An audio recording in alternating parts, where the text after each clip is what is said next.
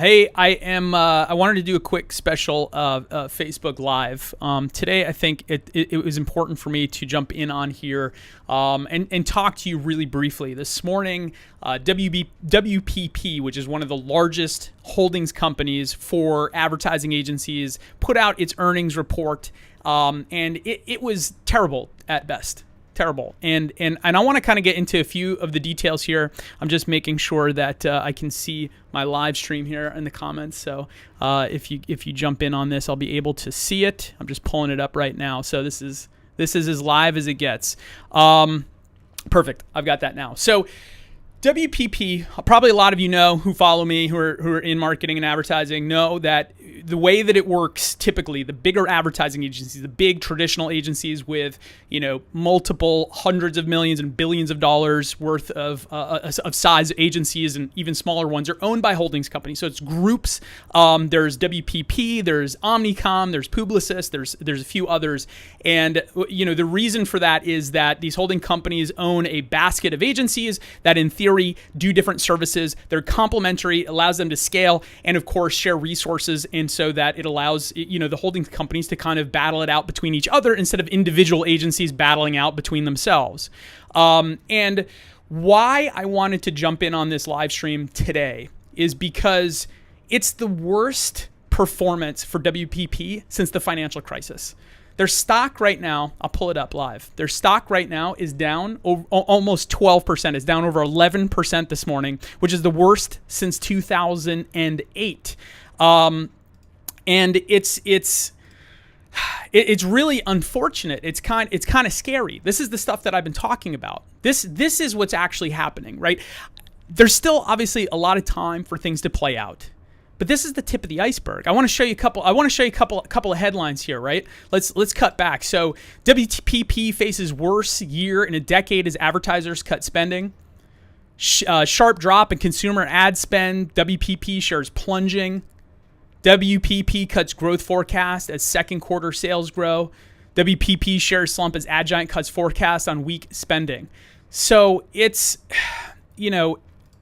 they're now saying that their growth is going to be between 0 and 1%, which they had originally said it was going to be 2%, which is already cut down, which was already small, which was already basically nothing. And now they're saying it's going to be between 0 and 1%. And so it doesn't look good. But let me take it back a second, right? Like why is this happening? Why is it down, right? Because if you read the headlines, if you listen to Martin Sorrell, you would assume that, well, it's because of the current administration. It's because of the foreign exchanges. It's because that CPG brands are overinvested in the short term and they're cutting back their marketing spend. It's because they can't control the fact that Procter & Gamble and Unilever are cutting back hundreds of millions of dollars in their advertising. Let me ask you a question. Why are they cutting back that advertising? Why did P&G cut back $100 million this year at a digital? You know why? Because it didn't work. They're not getting results. It's so fascinating to me to watch this play out, because the argument is that it's all these outside sources, it's all of these other reasons why the holdings companies, which ultimately is the large agencies, are struggling, and they're losing money, and they're shrinking, and they're losing clients' dollars because of all these other reasons. But the reality is, if the marketing that they were producing was getting actual results, was growing P&G, was actually hitting their bottom line and making them money, they would have stuck around. They would be spending more money, not less. And why is that happening? It's because these agencies, most of the WPP agents, not all of them, but the majority of the money that is spent through WPP on marketing is all in traditional. The vast majority is spent on television advertising. The vast majority is spent on print, TV, still on radio, print, newspaper. A tiny percentage of that, a sliver of that, is spent on social. A sliver of that is spent on digital. It's still a tiny piece of the overall budgets that are being spent in marketing. And then they're wondering why that these brands are spending less, because the brands are realizing it's not working. We're not actually making any money off of this. We're putting all this money out there. What are we getting out of it? And why does this happen? Let me take it another step back, right? The ad agency, the big business model, that these big agencies are based on is from 50 plus years ago. The way that it originally worked is most of the money was made in purchasing the media on TV. That was the big transaction. You'd purchase big air spots on TV or radio and print. You'd take 15% commission, and a piece of that would go to the creatives and the strategy and the branding team to actually make that creative work and then put it on TV or radio or print. Fast forward, what's happened? Well, there's been a race to the bottom because that 15% became 12, then 10, then 11. You know that there are holding company owned media buying agencies that are buying media for 3%, for 5%. Let me ask you a question. Your business, I don't know what your business is. Can you operate on 3 or 5% margins? Can you mark up a product, sell it for 3% or 5% and give a good service? No. Especially when in today's age, when media has changed, when the attention is not, people are not sitting on their couches glued to the TV anymore. They're on their phones. They're here. And guess what? You want good content. You want entertainment. You want to be educated. You want to get something of value while you are here. You want something of value. And that doesn't come from a tiny sliver of media that then gets put into, a couple of people that work on an account. The business model is broken. The business model is from 1950. It's 2017, and honestly, it really hasn't changed much, if at all. They claim, they say, well, we're doing a lot more digital now. We're spending a lot more there. Not the right digital. It's programmatic. That's what Procter & Gamble pulled out of. That's the $100 million that P&G stopped spending, was programmatic advertising. Why? Programmatic advertising has literally been designed for the ad industry to operate the same way that you would buy TV ads, which is pretty easy. You know how easy it is to buy TV ad? You make a phone call, you tell them how much your budget is, tell them how many impressions or gross rating points you want. They put it in a spreadsheet, they send it back to you, you send them a TV spot digitally, and it airs. End of story. That's all you have to do. They've created the same thing with programmatic advertising. I'm not saying that all digital is bad, but generalized programmatic digital display does not work. A lot of it is fraud. A lot of it is hidden. A lot of it is the garbage pop-ups and stuff in the bottom left-hand corner that you're never going to actually see. But advertisers are spending money on that. Why? Because it's also equally as easy. Hey, I need to get this many impressions on these types of sites, and I have a budget of $10 million. Great. You push a button, you put it in, and it all gets spent, and it's done. End of story. You get a nice little fancy spreadsheet that claims it has some algorithm to tell you how effective it was. And then when you really get down to it, just like Procter & Gamble did, and you look at it, it doesn't do anything. Nobody's seeing it. When was the last time you saw a banner ad and were like, oh, this is great, let me go buy that product? You never have. You're frustrated about it. So you have an industry of traditional advertisers and traditional advertising agencies that are spending most of their money on traditional media like TV and print where nobody's watching. Nobody's listening to radio commercials, but they're still buying it. They're still spending billions of dollars. $78 billion last year alone was spent on television ads. $78 billion with a B. Nobody's seeing that. That's not worth $78 billion plus dollars. It's just not true, right? So you have a traditional business model that's been around since the 50s. You got traditional agencies selling traditional media and then saying, well, we have digital. We got this whole program. We're running programmatic. And then so the digital that they are spending is just total waste. It's just fluff because it's a race to the bottom, because it's the tiny margins. They can't support that. You know what you can't do with a 3% or 5% margin? You can't put a staff of really creative, top-level people that have the time and energy to think about how are we going to tell a real story? How are we going to create content every day? How are we going to put out videos and live streams and 360 video and do an integrated VR campaign that ties back into an experience on social media and Facebook where we then show up to an event? You can't put the brain power, the people, the resources, the business knowledge on an account at 3 or 5%. It cannot be done. It is a losing business model and a race to the bottom. And it's unfortunate because I obviously I have a lot of counterparts. I have a lot of friends and people who work at some of these big agencies that are owned by WPP. And they're very talented, creative, brilliant minds. But unfortunately, at the very top, they're being run by people who are still thinking it's 1955. It's 2017. Wake up. Wake up. I think, as I kind of wrap it up here, it's crazy to me because I honestly have been, obviously I'm doing all this content. I'm talking about this openly a lot where I'm saying that, traditional is dead. It's dying. It's not going to look the way that it was in 5 to 7 years. Media is not going to look the way that it is in 5 to 7 years. You're not going to watch TV the same way. You're not going to consume content the way you do today in 5 to 7 years, not even close. But the business models of marketing and advertising at the bigger agencies, the traditional agencies, is not changing. It's still operating and trying to hold on to the way that it was. And so what's going to happen is you can't win in that scenario, right? All the people that worked at, what's the yellow book? The Yellow Pages. All of the people, the marketers, the people that sold the Yellow Pages, and somehow, I guess their website's still around. Who the hell uses that? But there was a lot of people that worked for the Yellow Pages where they sent books around, dropped it off at people's doorsteps. You picked it up. Advertisers spent millions and millions of dollars to be listed in there on the front page and the back page and the full page and all this stuff and be highlighted and bolded, right? Millions of dollars. It was a massive, massive business. Do you know how many people stayed there till the bitter end until they lost their jobs because they felt like, yeah, but people still want this. No, they don't.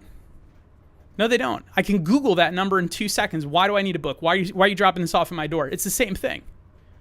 I don't need to sit there and watch your TV commercial between the breaks of an NFL game when as soon as that break comes on, I'm on social, I'm on mobile. I'm tweeting about the game. I'm not watching your ad. Doesn't mean I don't want your product. It just means I'm not paying attention when you're putting that advertisement in that placement that I'm not paying attention to.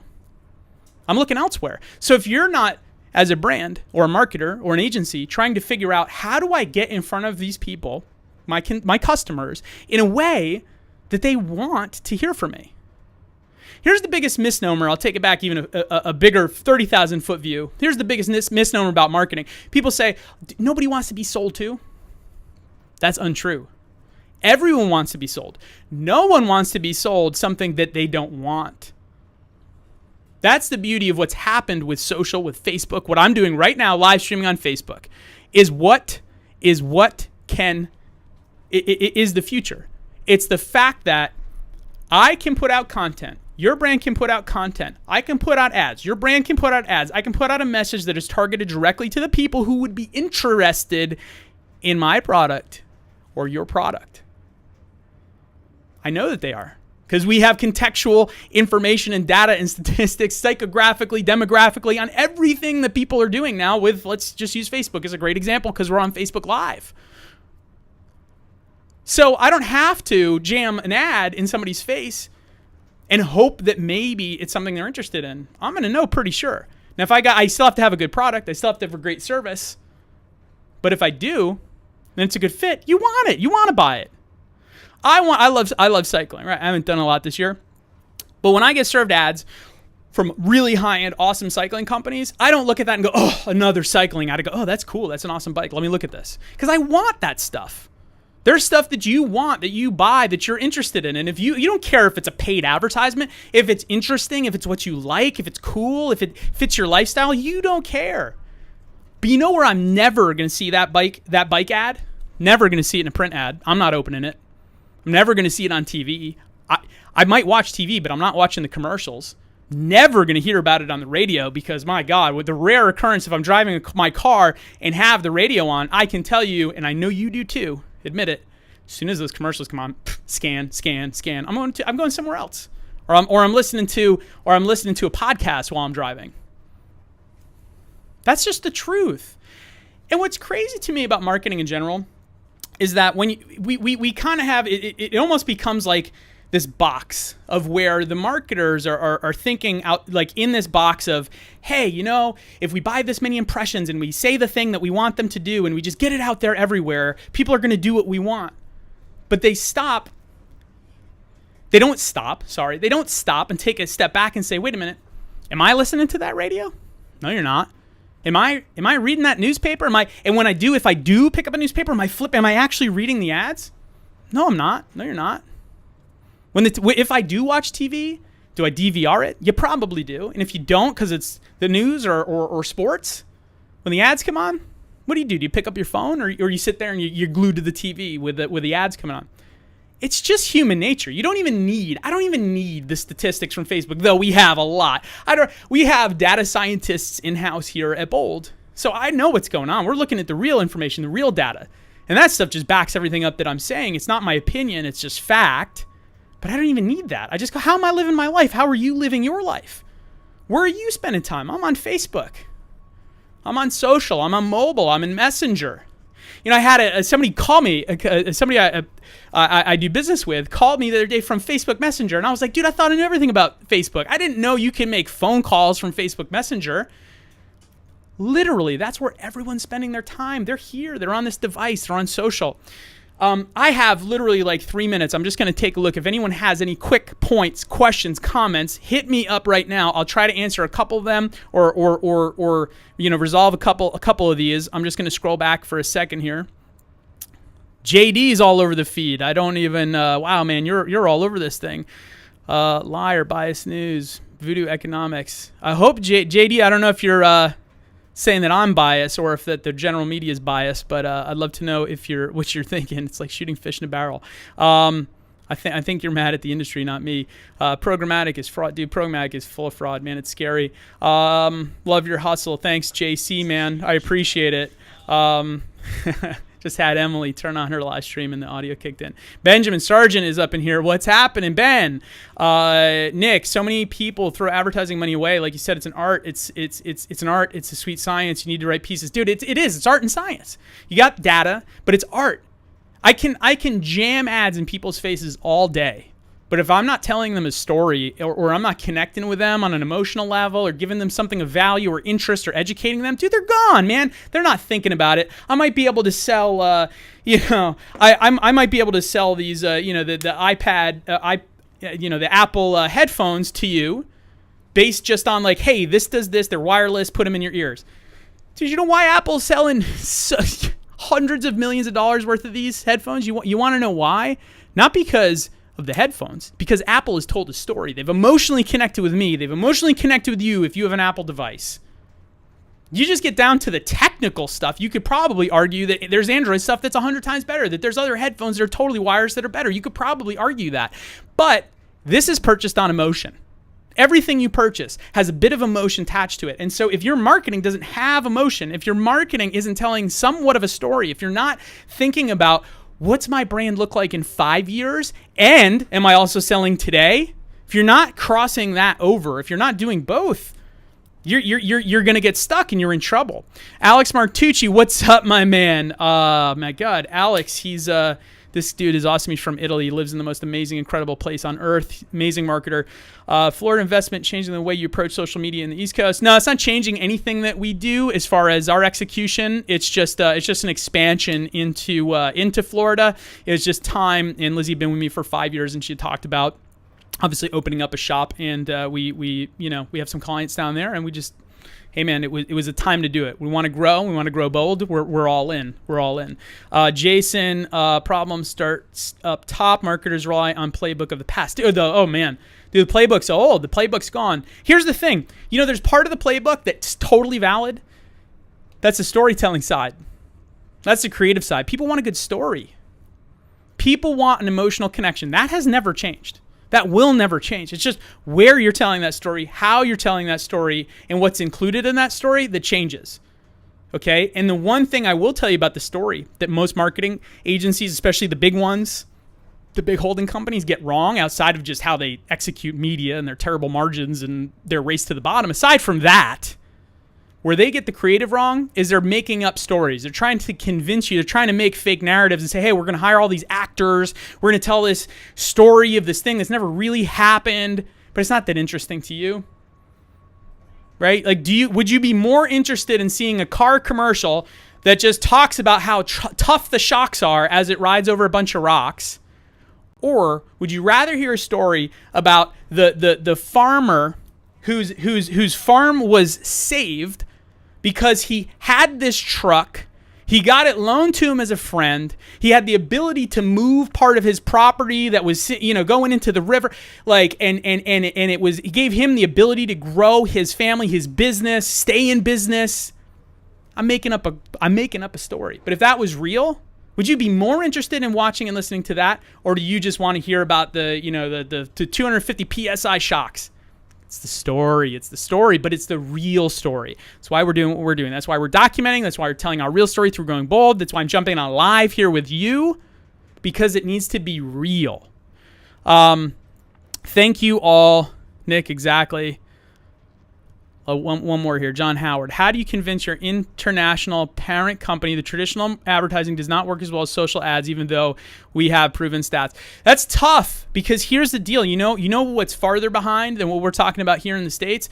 European companies are in trouble. This is going to be another topic for another day, but they have the luxury of like a few year buffer to what's happening at the speed here in the US. So they feel like they're a bit more isolated. That, listen, obviously European countries are much more community-based. And I love that, actually. I think it's incredible. So I love Italy. It's so much more community-based. So they feel like, well, we're never going to get rid of that community base. So, we don't need to spend on social. We're just going to continue to do the things that we do because people here, it's a different lifestyle. While it is a different lifestyle, you can't hide from the fact that the increased growth in social, in Facebook and Instagram across all of the different European countries has been like this. It's hockey stick growth. It's not going away. It's going to continue to grow. It will shift. Maybe deep down in the heart, it's still more community-based.